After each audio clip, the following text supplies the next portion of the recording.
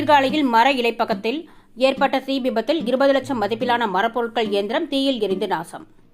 மயிலாடுதுறை மாவட்டம் Sirkazhi railway road அருகில் வெங்கடேசன் என்பவர் மர இலைப்பகம் வைத்துள்ளார்.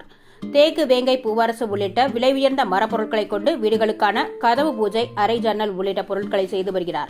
நேற்று இரவு கடையை பூட்டிவிட்டு சென்ற நிலையில் நள்ளிரவில் ஏற்பட்ட திடீர் தீ விபத்தில் மர இலப்பகத்தில் பணிகள் முடிந்து விற்பனைக்காக வைக்கப்பட்டிருந்த மரப்பொருட்கள் மற்றும் இயந்திரம் தீயில் கருகி நாசமானது.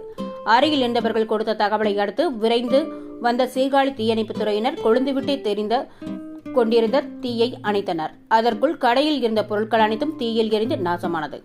இந்த சம்பவம் குறித்து சீர்காழி போலீசார் வழக்கு பதிவு செய்து விசாரணை மேற்கொண்டு வருகின்றனர்.